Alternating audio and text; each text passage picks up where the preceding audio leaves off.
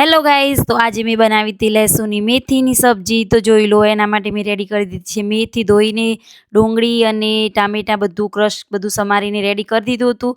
તેલના ગરમ કરી દીધું અને તેલમાં થોડું લસણ એ સતળાઈ ગયું અને અંદર થોડી મેથી નાખી દીધી અને મેથીમાં થોડું મીઠું નાખી દીધું અને ચડવી દીધી છે. જોઈ લો, સરસ મજાનું. અને થોડું કલર ચેન્જ થઈ જાય એટલે પછી એને એક ડીશમાં નીચે કાઢી લઈશું. પછી થોડું જે તેલ રેડી થઈ ગયું હતું એમાં જીરું નાખીશું અને થોડી હિંગ નાખીશું અને પછી એ થોડું સતળાઈ જાય એટલે એમાં ડુંગળી નાખીશું. એમાં મેં થોડા મરચાં અને આદુની પેસ્ટ કરેલી હતી એ પણ નાખી દીધી અને હવે તેને મિક્સ કરી લઈએ.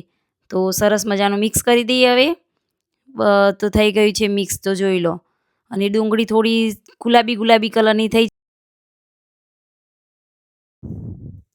તો મસ્ત મજાની ડુંગળી તો સતરાઈને રેડી થઈ ગઈ છે. તો હવે એમાં આપણે મસાલા કરી દઈએ.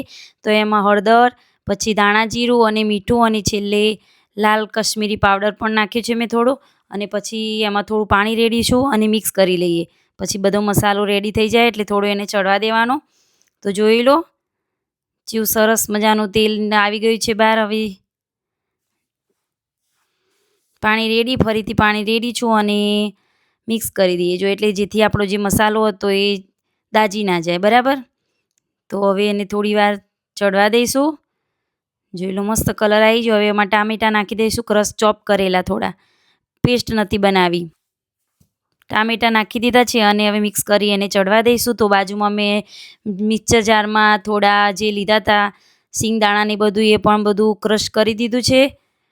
અને હવે જે આપણે ટામેટાં ચડી ગયા તો એમાં એરી સિંગદાણાની પેસ્ટ નાખી દઈશું.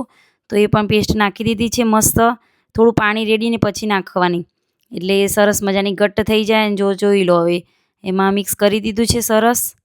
હવે થોડું પાણી પણ રેડીશું કારણ કે થોડું ઘટ્ટ બહુ લાગે છે મને, એટલે પાણી રેડી દીધું. હજુ મિક્સ કરીશું. તો આપણી ગ્રેવી રેડી થઈ ગઈ છે અને જે મેથી રેડી કરીને મૂકી હતી લસણનું તે પણ અહીંયા અંદર નાખી દીધી અને મિક્સ કરી દઈશું.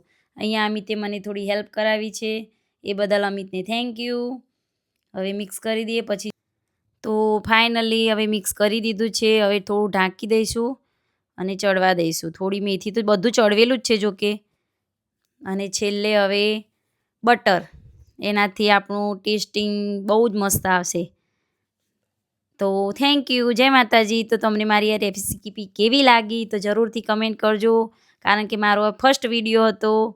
જય માતાજી. Bye bye.